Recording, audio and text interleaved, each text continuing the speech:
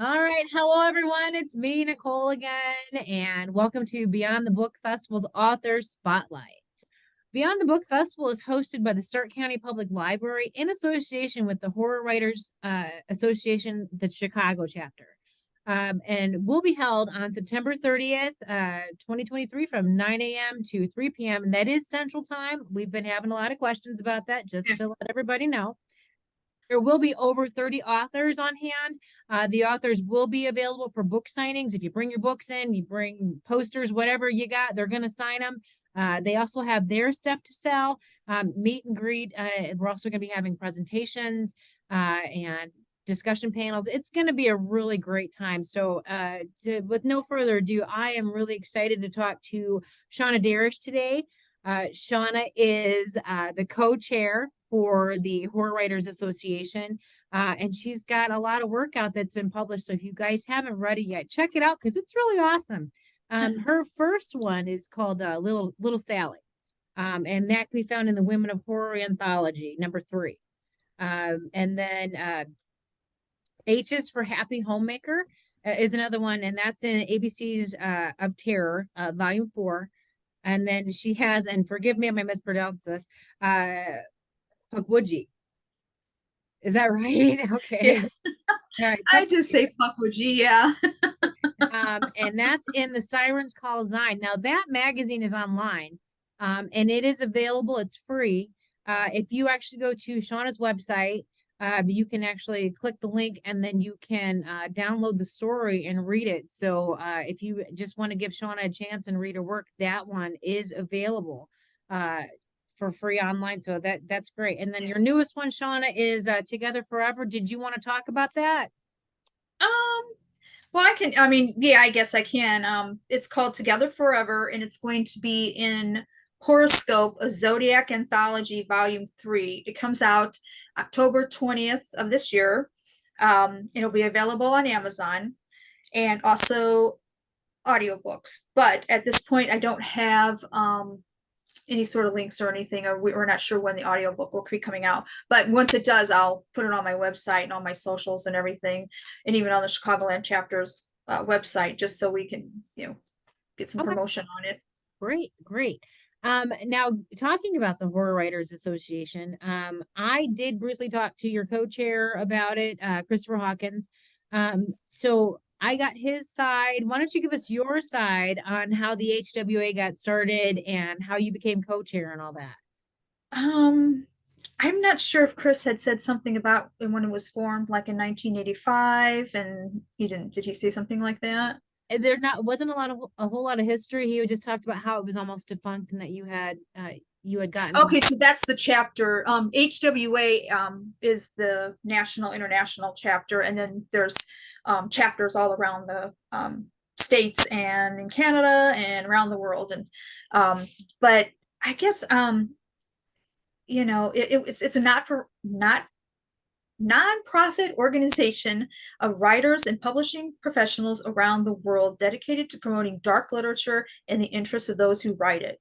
HWA was formed in 1985 with many of the field's greats, Dean Koontz, Robert McCammon, and Joe Lansdale. To date, there's approximately 2,000 members, and it's growing. It's just growing, and we love it.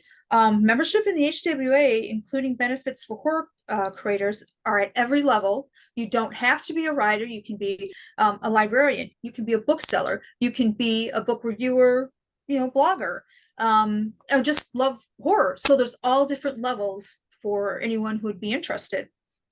And if you would be, that's horror.org, and you'll be able to find information on everything about the HWA and what programs, and there's just a lot of stuff on their website.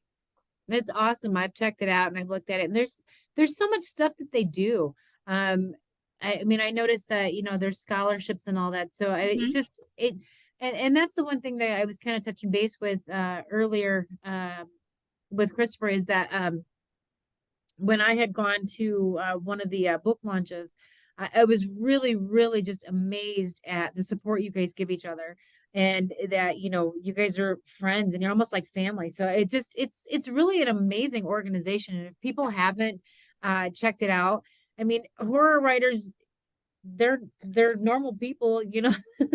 they're not they're not scary in real life. I mean, they're pretty awesome. So yeah, definitely if you guys get a chance to check out any of the HWA information, I mean, especially if you're a new author, Yeah. they are fantastic and there's so much information on the website. It really is. And Um, what's they that? can check out the Chicagoland chapter 2 at Oh yeah. hwachicago.org. Oh yeah. And that'll give you an idea of what we do. There's, Mhm. Oh, tons of stuff absolutely. on there. Well, getting into you a little bit, Shawnna. So our viewers can check you or at least get to know you a little bit before they meet you Mhm. in person. I did see that you had graduated from college, IU, uh, Yes. with a degree in journalism, Yes. which is amazing. So you obviously have that writing gift. Did you write for a newspaper after you graduated? Did you have anything like that or go in that direction? That was my goal. My goal was to be a reporter, and I wanted to move to Chicago, come back up, to Chicago, and then I wanted to be a reporter at the Chicago Sun-Times or the Chicago, but life made me go in a different direction. So I ended up staying here in Northwest Indiana. I started doing volunteer work for the American Red Cross and the American Cancer Society, doing public relations and to promote them and to promote the people and what they do. And that's what I like. I like to do. I'm not ready to do the hardcore news, because to me it's depressing and I can't do that for very long. And that's why I like those human interest stories where it's a good story. It's showing something that's good, so it balances out the bad. Um, so that's the way I went, is more human interest than the hardcore news. I mean, it would be great to be a war reporter or something like that, but yeah, I don't need to see all that. I mean, now they show it when you're sitting there, you can watch it in real time. I'm like, oh, okay. Right. Oh, I know. That's crazy how like with all the drones and everything, you can see all that Yeah. stuff. It's definitely our time. It's a world we live in, that's for sure. Yeah. Yeah. But anyways, getting in, you did mention a human interest story. Can you share an experience that you've ever had that, Um, Most of them, I mean, the stories that I would try to get into the paper are about a lot of the disaster relief people, because I wanted them to know what kind of work they do.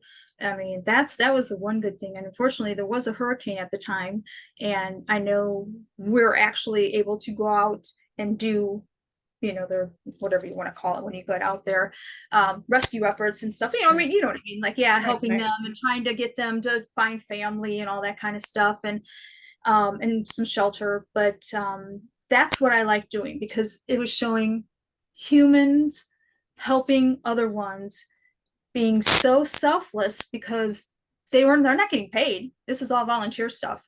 And I like that idea that they're showing something good in the world. And the same with the Cancer Society too.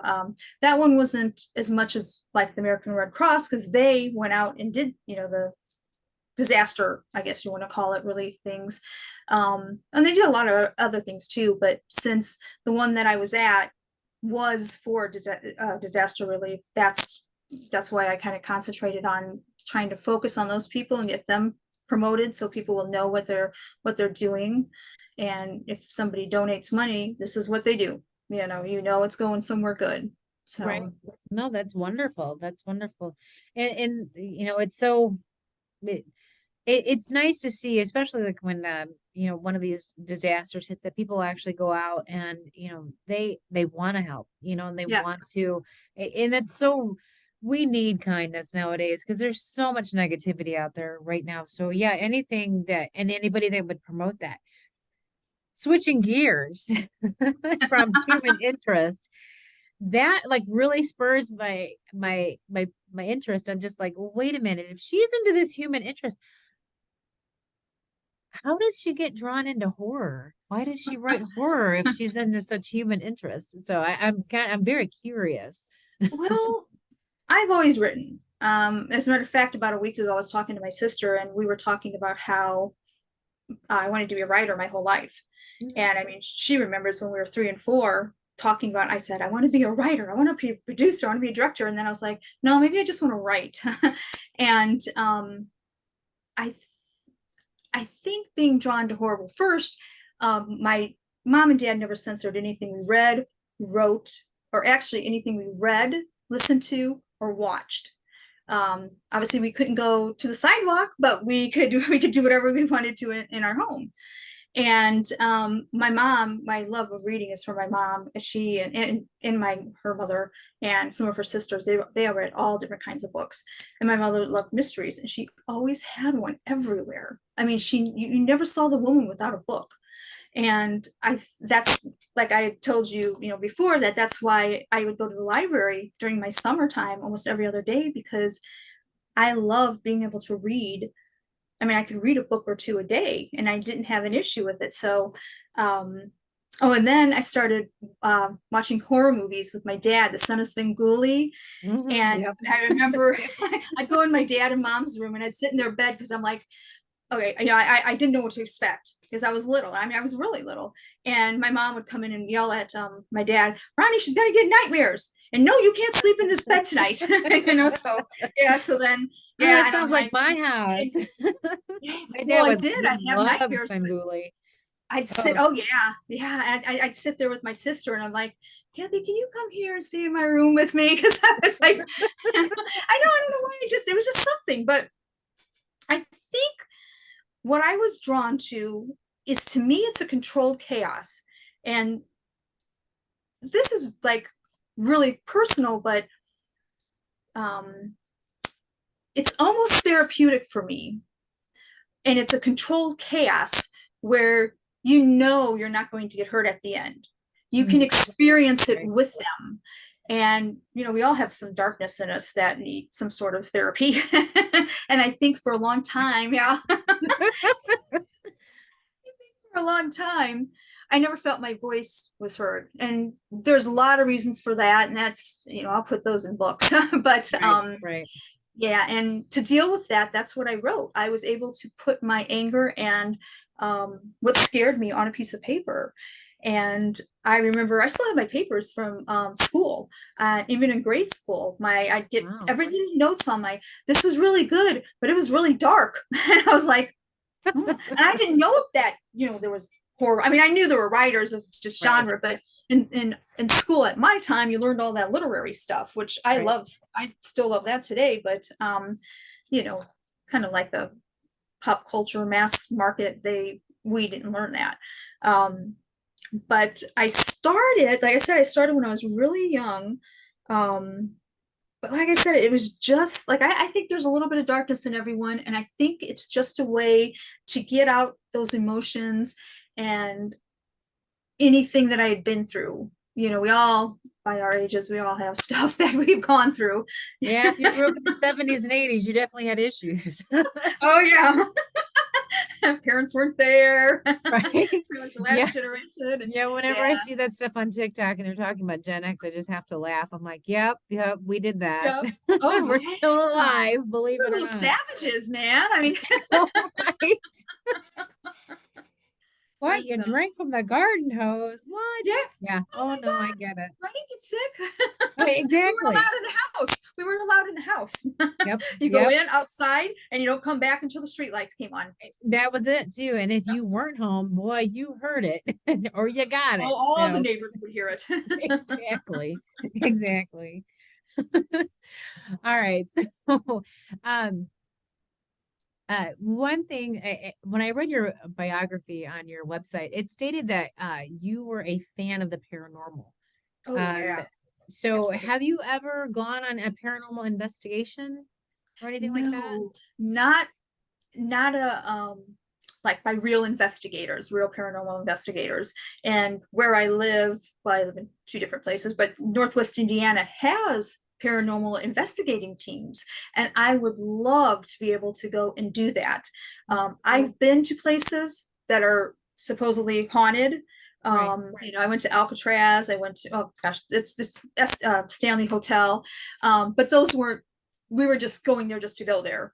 And Yeah, but I would love to do that. I think it would be so cool to see, and then, Like, because I do believe in ghosts or spirits or whatever you want to call them, because I was raised very religious, so I do believe there's something out there. And I don't know if you want to call it a ghost, a spirit, whatever, angels, I don't, it doesn't matter, but um, yeah, I would love to go on one of those. And somehow some of the little teams have been friending me on Facebook and Instagram. So I'm like, I'm gonna look into those. that's I'm gonna great. do this. I am gonna do this. Like I want to go. I love well, besides haunted houses, I love haunted hospitals and asylums, like Waverly down in Kentucky. Yep. I would totally spend the night there. And I mean, I say Oh that my now, but goodness. wait till I get there and there's no lights on. This is the last interview for Shawnna Deresch. We Yeah. don't know what happened to her. Could you imagine? Oh my gosh. And so have you ever had a paranormal experience, and would you want to share it? Um, this one, my mother passed away 3 years ago, and the following I had to go to the funeral home to make arrangements. I was sitting in my bedroom getting ready and blow drying my hair and everything, and I put my hand down, and you could feel, and I knew it was my mom. I was like, you could feel just the tingling, just the nice soft, and it was like on my shoulder, and it comforted me, which always the way I look at it is if it's comforting, it's from an angel. If it doesn't feel right and you feel weird, that ain't coming from something good. Right. So, but yeah, I do believe in those kind of experiences. I've had other ones too. But when you tell people that, they look at you different. And I'm like, well, I'm a horror writer. I love dark fiction. So oh, and then I listen to heavy metal music because everyone was like, you look so conservative. I'm like, I know it is very conservative, but I'm not. I just think that's another way to get my voice out and heard of what I really feel Right. on paper, is because like I said, I love heavy metal. I love death metal. I love thrash metal. I mean, I love now I've got it. Viking death metal. I just love that kind of stuff. I've always been into heavy metal. I'll listen to anything. I'm very, people call me eclectic, Yes. and or like a yin and yang. I like one side, but then I go totally to the other side. So, I can listen. I never would have pictured you with death metal. Never. So that Oh my really that God, I shocks me. love So, but it. that's amazing because yeah, Yeah. there ain't nothing wrong with death No, metal or hard rock or whatever. it's No. everything. I like Slayer, Anthrax. I like Lamb of God. I mean, all those Yeah. kinds. And a No. lot of people like freak out, like, what? And that's happened to me my whole life. People are always like, oh, you can't, no, possibly. And like, yeah, that's how, and you know what? To be honest, I think because I've always had to stuff things inside me, like the feelings and emotions, that was my way of letting them out, being able Right. to see this and the bands on the stage where they're thrashing and everything. And You feel the um, energy. Yeah. yes, exactly, Mhm. exactly. I understand. I get it. So, um, well, any of these paranormal, have you ever incorporated any of this stuff into your writing? No, actually, I haven't. Um, but I've been thinking about a few things that have happened to me in the past, and I would like to try to um, incorporate some of it. I don't want the people to know, obviously, so all the names will be changed, but and but yeah, I'd like to write about some of those experiences. I don't know if I'd do them in nonfiction or fiction, so we'll see what happens. Yeah. I mean, that would be interesting. I'd read it. Oh yeah. I do. I love that Thanks. stuff. Um, so when you talk about writing horror or stuff like that, or growing up with your parents and stuff, watching that, um, was there an author that ever inspired you? Like when you just read their work, you're just like, I just have to write. I want to be just like this person. Um, everybody I know starts on King and Dean Koontz and everything like that. But when I really wanted to write horror, my favorite is Bentley Little. And The Town is still one of my favorite books by him, because that was the first one I read and I just loved it. And I remember thinking after the book was done, I was like, I want to write like this guy. I want to write like that. And then I realized at that time that I was like, okay, Shawnna, you're a horror dark fiction writer. You are not a romance writer. You are not a happy ever after person. You know, as long as it gets resolved somehow satisfactorily, I'm cool with that. I don't need everybody to go off and be all happy and still alive. I mean, you know, so Right. Right. Kill the protagonist. It's okay. yeah. I love the final girl thing though. I love that. I think that's empowering women there watching, you know, her fight and she made it through. So Oh, absolutely. Absolutely. And and they're kind of some of the movies now, and that's what something we were talking about earlier is that horror is making a comeback. oh And yeah, it's fantastic because it's just they're I mean, if you look back at like, Frankenstein and Dracula and all that stuff, with the Bela Lugosi, I mean, all that stuff, it's wonderful, it's creative, even it's back in the 30s, 40s, and 50s where, they had to really just try to create these yeah. scenes, these costumes and scenarios. And nowadays everybody's kind of, I guess, numb to the fear factor of horror. Desensitized, it Yeah, yeah. reminds me And of, yeah. so they're really, really trying to just, I mean, really get you. I mean, a lot of it is, it's mind blowing, a lot of the stuff that happens. And it's amazing. I mean, some of the stuff that's happening, like, oh, who is the director that is just absolutely wonderful? Mike, he did the Haunting of Hill House. I can't remember his Oh, last name, but you know what yes, I'm I know who talking you're about. talking about. Yes, Yeah, absolutely, yeah. he does horror and he does it beautifully, and he does it to a point where he's telling a story, but he's also dragging in the emotion as well. And I noticed that with some of your work that you do that too. You drag in the emotion, I you want, pull it out yeah. of people. You want to, and you want to have that switch or that instant, like, oh, this is the twist, like, oh, this happened and that happened, and it makes you think. And that's what I really love about the horror is it really just they're trying so hard to like make you think. Now it's not just some guy running through a room chasing a girl with a knife. Well, It's that's what I started out writing was splatter punk extreme yeah, horror, thinking that's what, you know, I grew up on with right, slasher, so why not? And but I'm finding now that my work, I want it to be a little bit more subtle and quiet. And mhm. I love like twist. I Oh always yeah, love, and I've noticed that in the last couple of stories where I don't think people were expecting it. I didn't expect it when I was writing it, and it just right, came out. So I figure, hey, if I didn't expect it, they're not going to expect it. But right. that's not so much. I still read splatterpunk and extreme horror, but um, I found there's so many subgenres of horror there. I mean, you can't even name them all, and I think I'm going more for like a psychological. I want emotions. And that was something that I've learned in the last like 5 to 10 years from other writers, that it's more important your character. Up to me, this is what my own personal opinion is. I want my characters to be flawed. I want my characters to be real and relatable, so that when one of them dies, you're really upset. Right. And so Absolutely. that's what I'm aiming for. And I think I think from my last things that I've got published, they all start off nice, but then again they have that twist at the end and you don't expect it. Right. And I love, like I said, we were talking about this earlier, I like cute little monsters, her little demons, and but at the or little cute kids, and at the end they're really demons and monsters like that. They come out, Right. and because I realized when I'd written another story, I thought, why am I writing these cute little creatures? Because that's the Pukwudgie was, and I'm thinking, oh, okay, but they could kill people. Right. Oh yeah, absolutely. Absolutely.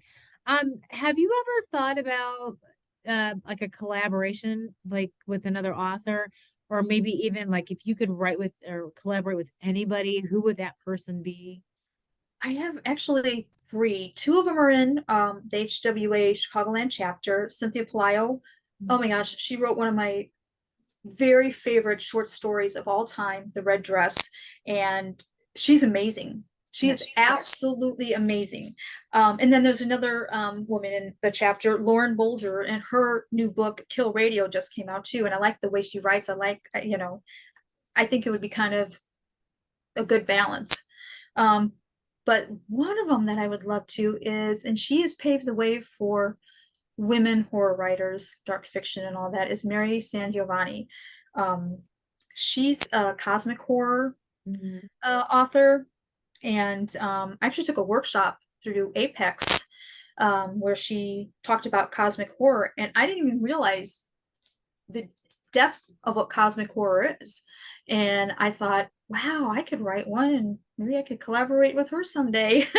That would be amazing. Oh yeah, Absolutely. I Absolutely. oh. So you talked a little bit about, and again, I have a hard time pronouncing this, Pugbuji. You know what? I Pugbuji. really don't know how to say it. Um, I say Pukwudgie, Pugbuji. but yeah, I'm not sure what the exact pronunciation is. I know that it has to do with I want to say indigenous, and that's where it came from as folklore. Yes, yes. But I specifically wrote it for the Sirens Call, the e-zine that they have, and it was cryptids. And I'm like, cryptids? I don't write about Yeti and, Loch Ness Monster. And I'm thinking, I want to get one that's really obscure that nobody's probably ever heard of. So I Googled in Indiana, are there any cryptids? And that's what came up. And it's actually located in Mound State Park in Madison County. They have Right. Pukwudgie signs, crossing signs. And they actually have tours, like hikes that you can go and maybe you'll see one, maybe you won't, Right, right. because they can Wow. disappear and appear at will. They don't have to, for any particular reason. Shapeshifters is what they were saying. Yeah. Yes, That's yeah. crazy. Well, And they're I've never heard of this before. And I thought, me Indiana, neither. really? That's so weird. And it's actually on the Indiana I know. Historical website, which I was I like, saw it. so this is legit. I So yeah, know. it was really cool. I thought, wow. And then, but how did you come across that? Oh no, When you I said you when I Googled it. That's Googled right. it, and Yes. then when I looked at the pictures, the images on there, they're like half porcupine and half troll. And they can disappear, they can come back, and however they want to do it. But actually this was um I'm trying to, well, I guess it's like it's a little man of the woods that vanishes is basically when I started reading about the folklore. um it's they're magical creatures, like I said, half troll, half porcupine, who live inside wooded areas and swamps. So that's why I put this particular one in a haunted cemetery that was away from, isolated from everything, Right. because this cemetery is quite old. So by the time you get to the back of the cemetery, nobody's going there because there's no, you can't bury anybody else. It's all Right. pretty much Right. full. It's full. And yeah, and No vacancy. yeah, yeah. um, but I wanted to have something that I read readers or writers that have these stories from where they're from, and some of the stuff, their folklore from where they're at. And I thought, I really want to do something about Indiana, even though I have nowhere near Mound State Park in Madison County. But if I ever get down that way, I want to go into one of the little hikes that they have. Like they have a glow Absolutely. light. Yeah, they have like a glow light. Yeah, I know. Well, in the middle of the dark. Yeah. Again, Oh we yeah. won't see Shawnna after this interview. So folks, This one either. we don't know what happened to her. She's just doing these weird things. Well, they're tricksters. They can be nice, but they can turn on you on a dime, from what I'm understanding. And so then they get vicious, and obviously they can kill or do whatever they want to do to have their fun. And like I said, I just wanted something different. And I thought, okay, and I like folklore with, with a lot of indigenous um, folklore I like. Right. And that's it, it all just came out, and the story came out really easy too, once I really had a picture of what these little creatures are.